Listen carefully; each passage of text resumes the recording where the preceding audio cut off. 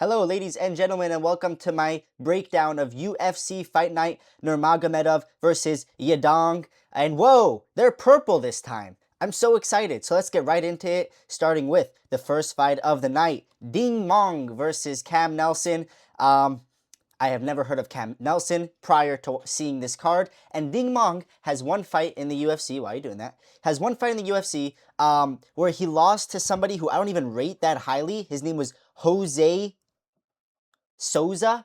And that guy basically was just taller than him and outpointed him at range and rocked him multiple times, which will come into this breakdown, which I've done very little tape study for. But yeah, so he's not that good. His win before that, which got him into the UFC, he beat the A1 combat champion by knockout in round 2, and that sounds good on paper. You know, A1 is it's a good promotion. That's where what's his name comes from. I don't remember, but the guy who beat Cameron, what is his name? The guy who everyone's saying is the next Peter Yan, Ethan Ewing. He was a champion at A1 Combat, so, you know, it's a pretty good organization. But in saying that, after watching the fight, Ding Meng got dropped like 3 times in round 1, and then again in round 2 before getting the knockout. And that's what happens in his fights, I'm assuming, from the 2 fights that I've seen, and both of them he got hurt very badly, is that he does get hurt often, and he just kind of relies on his recovery to get back into it and break people with pressure. Now, Cam Nelson is Canadian, and that's very important, as you all know. That plays a very big factor into if I'm going to pick you or not. And he has a 7-1 record. And, okay, so let's talk about the records real quick. Ding Meng, he fought a lot of cans. When he was like 20-7, he fought like a 0-1 guy, like Khabib-style opponents over here. And Cam Nelson does not have the best record either. Like, I mean, 7-1, but the people he's fighting are not that good. His last opponent was a featherweight moving up to fight him, 2 weight classes up, you know? So that's what we're dealing with over here. Just the highest of high levels going on. But it's the first fight of the night, so we'll excuse them. I'm going to pick Cam Nelson. You can't see him, but he looks very young. And somehow Ding Meng is only 31 years old. I don't know how. I would have taken 55 over 31. But yeah, I'm going to pick Cam Nelson by submission. This is crafty. I'm picking him to drop Ding Meng like everyone fucking else has, and then getting on top with like a club and sub. So that's what we're going to do, but I'm so not confident in this. I actually did not watch a single Cam Nelson fight. I just couldn't find any of them. But he looks strong. And I saw his record. Anyway, let's move on to Jingnan versus Julia Polastri. So, Julia Polastri is a favorite, which is crazy because she's 2-3 in the UFC, and Jingnan was the ONE FC double champion, or maybe even like triple champion, something fucking ridiculous. 19-3, she was 19-2 when she came to the UFC, but then she got fraud checked by Angela Hill, one of the biggest fraud checks of all time. It's just underrated and nobody talks about it because it's a female fraud check, but I remember that very clearly. She landed 0 strikes against Angela Hill. That's correct. 0 strikes in a 3-rounder, went to decision. And that has landed her in a position where now she's an underdog against Julia Polastri, and I'm picking Julia Polastri because what that fight basically told us is you're not UFC level. Like, it's that simple. I don't care that you're the ONE FC triple champion. It's either accurate or it's not. In RDR's case, okay, he's pretty fucking good, you know? But for the women, like, she's a decent striker, but the thing is, Julia Polastri, the way how she loses is by getting out grappled. And I don't see a lot of grappling happening in this fight. And I think Polastri is going to win. I think it's going to be a war. I think she's going to dog it out, and she does well in wars. So I'm not super confident in this. Again, like, I think this should be kind of like even odds. I don't know why she's like a significant favorite, you know? Like, I get it. We all just got traumatized by how badly Zhang Jingnan lost. But Angela Hill is like the she's like the Neil Magny of the women division, you know? Like, it's pretty tough to get past her. She's the aunt. She's a crafty aunt, you know? So yeah, I don't think it's that bad. People are exaggerating. I think she might be ranked like number 5 now or whatever. But yeah, I'm picking Julia Polastri by decision, 29-28. But it could go either way. Next fight of the card, Lawrence Louis versus Hector Santiago. So Lawrence Louis won Road to the UFC, I think last year. I don't know how often that shit happens because it's always on the China cards. So maybe as often as the China cards are. And then Hector Santiago, I don't know who that is. Hold on. Let me remind myself very quickly. I'm not picking him. So that's why. Yeah, he's just a random fucking guy who's fought a whole bunch of, like, nothing opponents. Yeah, I mean, whatever. He's only 6-1. He's not going to fucking fight 15-0 guys. But I'm picking Lawrence Louis because he's Australian. And when I don't know these fighters, you're gonna pick the Australian one because they're doing pretty good right now, you know. And yeah, he's 8-1. Again, he won Road to UFC, which that still means something. You know, it's not like at this point there's so many of them and half of them are not good at all. But he has some good wins. You know, he's beat some tough opponents, and that means that he has even more on his record, I think, that don't count. So he's probably like 10-1. I don't know how that works. But anyway, I'm picking him. He's also taller. He's got a crazy reach, 4'5'7". So he's a 5'7" dude, and he has a 72-inch reach. You know, like that's Volkanovski type of reach. So I'm going to pick him by knockout. I think that's what he does, right? Let me check his record real quick. Yeah. 50% of his fights go to knockout. I'm picking him by knockout against Hector Santiago. This is just high-level predictions over here. You can tell how much research I did for these fighters who I have no idea who they are. Next up, Xiao Long, or Long Xiao, versus Francesco Nuzzi. Okay, Francesco Nuzzi. What did I know about this guy? I think this guy, he is the Cage Warriors champion. Yeah, he was the 135 Cage Warriors champion. I'm picking Xiao Long, because he just beat Cody Garbrandt, and it says a loss on his record because he had like 2 points taken away. But just like as the fight played out, he was better than Cody Garbrandt, and I think he won. Did he win all 3 rounds? I don't know. I guess he would have won a 29-28, but because he had 2 points taken away, it was a 28-27, you know, which is a weird ass scorecard because he kept on fucking kicking Cody Garbrandt in the balls. But he looked decent, you know. He doesn't have a great record in the UFC, but I'm always gonna pick the guy in the UFC against somebody from a different promotion. I know Cage Warrior is pretty good, but he hasn't fought the same level of competition.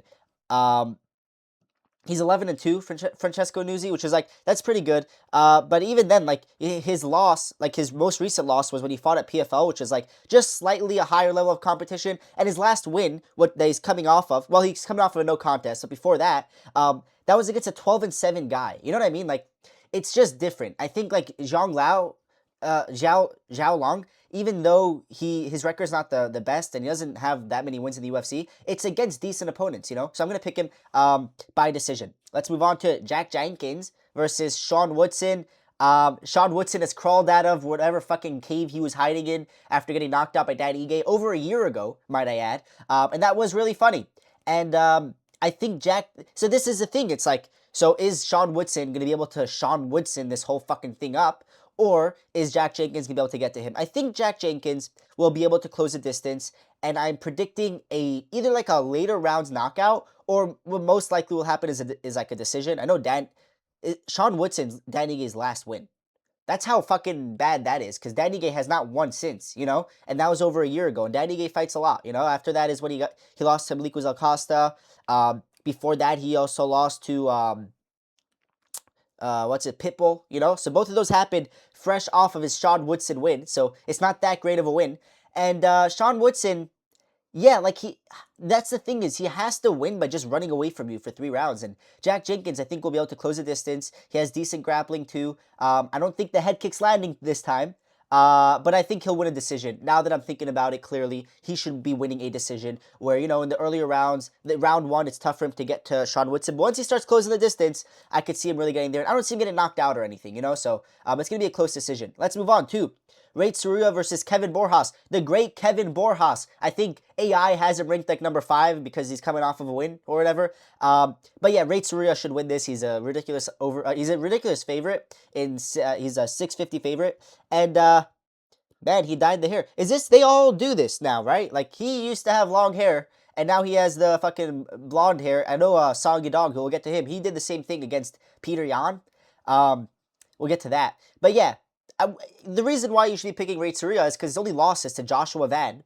And even then, it wasn't by knockout. It was just, you know, he spammed like 35 takedowns and couldn't get any of them. And Kevin Borjas is shit. I don't care that he's coming off of a win against Andre Lima, I believe the guy's name was, an undefeated fighter who decided to do nothing against Kevin Borjas and lost the decision because of that. So I don't care that happened. I still am going to be picking Tsuruya. I actually picked against Tsuruya in his last fight, which was a terrible pick. I think it was Louis Garul, the guy who he fought. That was if that's who it was. Let me just see. Yeah. And I picked Louis Garul stupidly because he was coming off of a good win, and I had a very biased opinion. But Tsuruya is really good, and I think he's going to submit Kevin Borjas in round 1, honestly. Yeah, that's that. Nothing much to break down. I think Kevin Borjas is fucking dog shit. This is a thing. If it's a striking match, Borjas is a dog, and he'll be able to rock you, and, he'll overwhelm you with strikes like he did in his last fight. But Tsuruya's not fucking trading in the pocket. He's not a dog. He's going to shoot a takedown the second he can. He's going to hop on his back and choke him out. Let's move on to Namsrai Batbayar versus Andre Lima. So, the devil himself, Andre Lima, the guy who fumbled it all in his last fight. Let's hope he learns from that fight. Who's this Batbayar guy? Because I kind of remember him, actually. I think he only has like one fight in the UFC, if that. No, he's coming straight off of Road to UFC. I don't understand. I will never understand how Road to UFC works. It's really fucking confusing. Sometimes it's on the UFC card. Sometimes it's like the day before. I'm assuming he won Road to UFC. I think that's what this means. And now he's fighting Andre Lima. This is 10-1 versus 11-1. I'm picking Andre Lima. First of all, this fucker's 5'4", and unless you're that guy who's on steroids, which he doesn't really look like he's on steroids, just looks Asian. I'm not going to be picking you. I don't think he's going to get a knockout or anything. And Andre Lima is really good, even though he fumbled in his last fight. Hopefully he learns from that, and he isn't a retard in this fight. If he is, he's a favorite. So people are still trusting him, despite what he did last time. But this is it. This is the last time I'm trusting you. If you do it again, if you just look at range and throw a jab and a leg kick again, I'm never picking you again. So you are warned. Win this fight, please, and let's move on. 2. Ooh, we're on the main card. Guys, wasn't that just amazing prelims? The main card, 6 a.m. This is what we're waking up to, guys. Bilal Hasan versus Nilson Rojas. Bilal Hasan, he's a big star, actually. He's an up-and-coming star. And they are not giving him an easy debut. He was just on Contender Series like 2 weeks ago. He fought an Indian guy. Do I have to tell you how the fight went? It was like a 30-second knockout. And now he's fighting Nilson Rojas. So Bilal Hasan, I think he has like is it a karate background or a taekwondo background? He's got some kind of kicking background. He's really fucking good. He's young too. I think he's like 25. And where is he from? He's Indonesian, I think. So that's why there's like a lot of people behind him. Yeah, he's 25.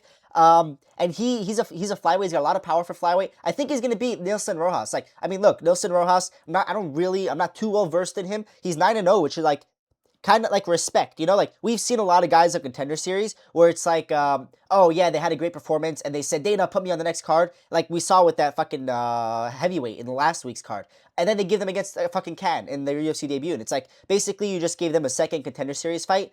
So why are you doing that?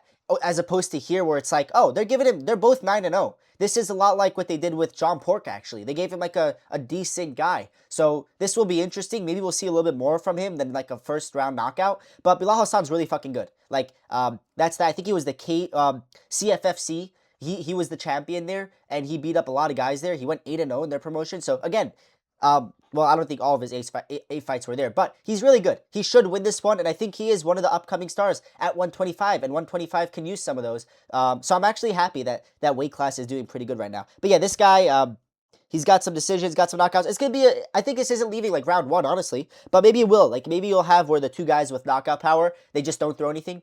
Don't you love it when that happens? But I don't think it's going to happen here. They're flyweights. Flyweights are entertaining. Let's move on to, whoa. Liu Ce.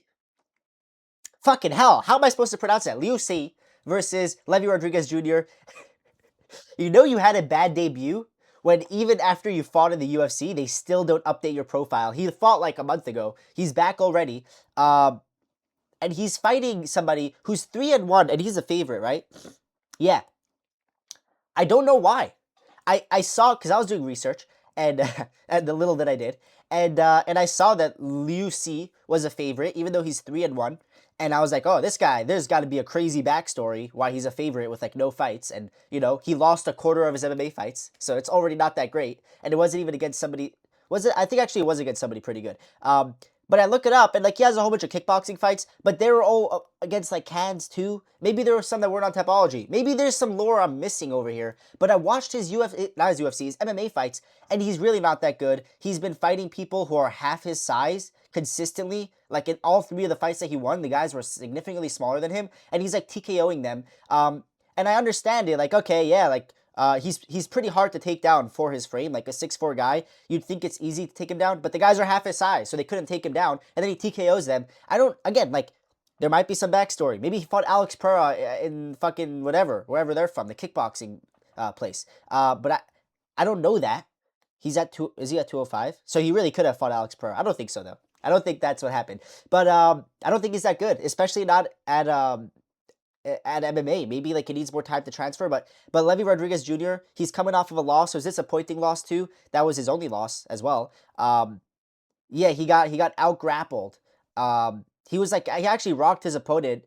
It was something Souza, I think, and he got taken down and TKO'd on the ground. But Liu Ce is not going to be taking him down. He is a kickboxer, and this is going to take place on the feet. And he doesn't have a crazy amount of power because he is really fucking skinny. He's 6'4", and I think Levi Rodrigues Jr. will be able to TKO him on the feet. And I think if somebody will be able to mix it in, I think it'll be Levi Rodrigues Jr. Listen, like I said with the last fight, if you fumble this, I'm never picking you again. I'm picking you as an underdog. Like last time you were a favorite, actually. I'm picking you as an underdog. You're a significant underdog. I just don't see why people are picking Liu Ce, so I won't be gaslit into picking him. I might be wrong. People have definitely done more research on this fight than I have, but I'm picking you, Rodriguez. Don't fuck this up, please. And I think you're kind of a funny personality, and maybe get in shape. I know you hopped off the roids because he had this no contest over here. That was a Contender Series fight, which he won, and then he got turned over because he popped for steroids. So I know that happened. Maybe hop back on for this one. I can use this. Guys, I think I'm going to go really bad on picks on this card, but I don't care. Let's move on to Sumudaerji versus Alex Perez. In my opinion, this should be a lot more of a like Sumudaerji should be a lot more of a favorite than he is, because as you can see, they're both coming off of a no contest and it's to each other. They just fought. This is a rematch, but it's not a rematch of like, oh, you know, maybe they both grew. It was literally their last fight, and I got lucky because I picked Alex Perez in that fight because he was coming off with the Charles Johnson win. He knocked out Charles Johnson. Remember when that was cool to drop Charles Johnson? Ooh, you better have a lot of power. Even though now it's happened to like his 3 fights consistently that he keeps on getting dropped. But that happened, so I was like, ooh, he's gonna beat Sumudaerji. And then round 1 he was doing okay, but in round 2 Duerji dropped him badly and was on the way to TKO, and then the ref just stood them up. Some fucking retarded ref. It was on the last China card. And then he ended up kicking him in the balls, and it became a no contest. But in my opinion, based off what we just saw, this fight's just going to continue where that left off, and Sumudaerji should win this. There's not even, you don't have to watch tape on this. All you have to watch is their last fight that just fucking happened, and Duerji is the clear pick. If somebody picks Alex Perez, they're picking him by fluke knockout, where he will wade in with these punches. And first of all, there's much more than 2 inches between these two. I'm just saying. It says that Duerji's 5'8", and Perez is 5'6". That's not correct. You'll see when they're fighting. Duerji is much taller than him. I feel like Sumudaerji is one name, but it feels like 2 names. I'm just gonna call him Duerji. So I think Duerji is gonna knock him out. That's the truth, because that's almost what happened in the first fight. It was on the way towards that, and Perez, when he's not landing his fucking 3-punch combo that he's swinging from the hips, he doesn't look that good, and he's gonna get caught coming in. And something that Duerji realized as he was coming in, like in like the later end of round 1 and beginning of round 2, he started timing his blitzes with elbows, and I think that's gonna continue into this fight. And I think he could cut him open with elbows. I think he's gonna drop him, and I think he will TKO him.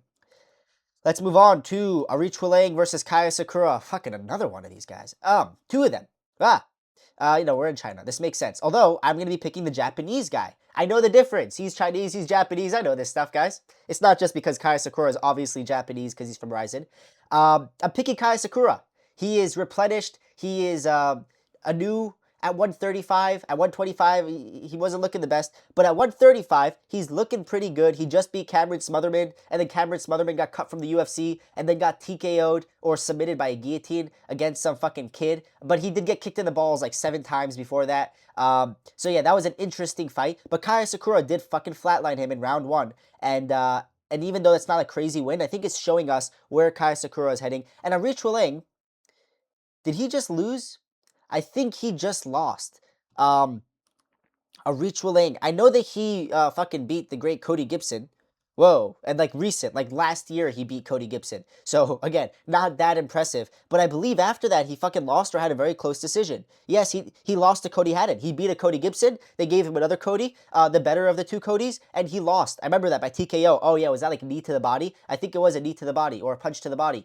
But yeah, Kai Asakura should beat him. I think he's a much better striker. It's going to be taking place on the feet. And Kai Asakura, Both of his losses does he only have two? I think he only has two losses in the UFC. One of them was to fucking Pantoja, where he got out grappled. The other one was to Tim Elliott, where he got out grappled again. I don't think Aoriqileng will out grapple him, and therefore I think Kai Asakura will win by knockout round 2. Round 1, maybe it's gonna be tough for him to find his range, even though somehow he's the taller of the two. But yeah, then he should knock him out. That's what I'm picking to happen. We are at the co-main event. This card's shit. I have to wake up at 6 a.m. for this, guys, and that's just for the main card. The prelims start at 3 a.m. If you are at this part of the world. But I'll wake up at the main card, and then I'll fucking watch it back. So, the reaction video might come out a little bit later, because it's at fucking 6 a.m., and the card, look at this card. It's really not that good. But we're at the co-main event, the female co-main event, as it needs to be. Xiaonan, ooh, I have a message. Xiaonan versus Denis Gomes, or Denis Gomes. Well, one thing, if you want to put money on something, which don't bet, I don't support betting, it's bad for you. But if you're going to already bet, just bet on this fight to go to decision. I don't see anybody getting finished in this fight. This is a mandatory 29-28 female co-main event. I'm picking Xiaonan because even though her last, is she coming off of a loss? I think so. But her last loss, yes, it says it right here. Jesus. Her last fight, she lost to Verna Jandarova, where she got out grappled. But Denis Gomes, she's not much of a grappler. She mixes it in from time to time, but I don't think, and also, if Xiaonan just got out grappled, we have to assume that now at, because she trains at, what are they called? Team Alpha Male, with Song Yadong. So maybe they're even training partners. No, she's much smaller. But regardless, you have to assume that she's been working on her takedown defense, and on the feet, I think she's just much better than Denis Gomes. Denis Gomes has been just getting away with these wins because the way she looks, and because she's basically Gilbert Burns, female edition. She very much looks like Gilbert Burns. It's kind of freaky, actually. But yeah, I think Xiaonan should win this one. She's much more technical. On the feet, she was even giving Weili Zhang problems, which is a pretty impressive thing. She dropped her a couple times in that fight. They were like impact knockdowns, but still, she got them. She also did get finished in 3 different ways in that fight, but it doesn't matter. That was Weili Zhang. Please come back and save the division. But yeah, I'm picking her to win this fight by 29-28 decision. It's going to be boring. It's going to be a pitter-pat. Maybe she'll lose because she'll get held down. Who knows? Is she a favorite? Slight. Yeah, that's how it should be. Let's move on to the main event of the evening. Umar Nurmagomedov versus Song Yadong, the first and only good fight on this card, basically. I don't think this card is going to be very good. Yeah, I'm picking Umar Nurmagomedov. Like, look, first of all, no one's picking Song Yadong. This is the same shit with Ian Gary and Islam Makhachev. Hey, you don't know, it might be close. Look at the fucking odds. Do you know why the odds are this way? Because all the people saying it might be close still picked Umar Nurmagomedov. So everyone's assuming Umar Nurmagomedov is going to win a close decision. So as am I. It's not going to be a finish. You can't finish Song Yadong. The only person to do it was Corey Sandhagen. But even then, did he TKO him, or did he get lucky and cut him open with the elbow and then just keep on targeting the cut until the ref stopped it? That's what I think happened. And also, controversial take, I think if he doesn't open up that cut, he would have probably went on to lose that fight. Although Song Yadong does slow down in the later rounds. So what I do think will happen is Song Yadong will have a good first couple rounds. He might even be stuffing the takedowns, because Nurmagomedov, unlike Khabib, he's not actually that good of a grappler. Well, he's a good grappler, but like, he couldn't take down Merab. Like, not really. He was struggling with Batista. Batista just beat Sandhagen. So, like, look, all of his wins are pretty good. Like, I mean, they both have a Figueiredo win. So, Song Yadong guillotined Figueiredo. Yeah, fucking washed Figueiredo, who I'd literally pick any bantamweight right now to beat that version of Figueiredo. And Nurmagomedov did it first. I know he did it more boringly, where he held him down for 3 rounds, but that's what he does. Well, you're expecting it to be entertaining? Guys, you have to lower your expectations for these type of guys, all right? If you expect nothing, it ends up being somewhat entertaining. So I'm expecting him to just try to hold on Song Yadong. But the first couple rounds, Yadong will be able to defend the takedowns. I think eventually he'll tire out, and that's when he'll be getting held down more. And yeah, that's about it. I think it's going to be like, we're looking at a 48-47 or 49-46 decision from Umar. I can see him getting dropped. He has this thing that he likes to do. Once per fight, he likes getting dropped badly. It happened in the last fight. Was that even the last fight? Yeah, against Batista. He got dropped with a knee to the face, but then he recovered. And he got dropped by that fucking... what the Kazakhstani guy, whatever his name was. And then that guy ended up not even being that good, But yeah, I think Umar should win this one by a close decision.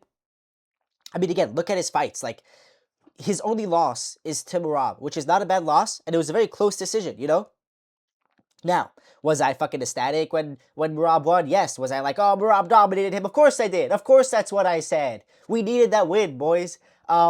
But now that it's all said and done, we can admit it was a pretty fucking close fight. You know, I think he lost. It's not like I think it was a robbery, but it was close, and that's Merab. And besides that, he's beat everybody. And Song Yadong has lost to everyone at the top of the division. I know it's close, always. He always has a close loss. It's always a 29-28 loss, but it's happened to everybody. He lost to Peter Yan. He lost to Sean O'Malley. He lost to Corey Sandhagen. And somehow he lost to Kyler Phillips back in the day. So, you know, we're picking Umar Nurmagomedov because at the end of the day, he has been beating people. And it would be interesting to see what happens next because assuming he wins this, you have him and O'Malley. And then what? Like, what do you do with them? Because they're both in that same position. And if anything, O'Malley beat your dog first. Jesus. That is not a sentence you should be saying out loud. But I thought he actually said he stopped beating your dog. Wasn't that what he said for the beginning of his fights? But yeah, I think that the winner, depending on who wins between Merab and Yan, will dictate who fights them between Umar and O'Malley. I'd love to just see them fight each other and get one serious contender because both of them, you know, kind of got undeserved title. Like, O'Malley got that rematch he didn't deserve, and Umar never deserved the title shot to begin with. I don't think a Corey Sandhagen win, and no other ranked wins gave him that title shot. Like, he made him deserve that initial title shot. Now he's on a fucking 2-fight, 3-fight win streak, whatever it is. So I could see people being like, all right, just give it to him. Like, at this point, he deserves it. But I don't mind punishing him a little bit. Let him sit in the fucking corner. That's what you get, bro.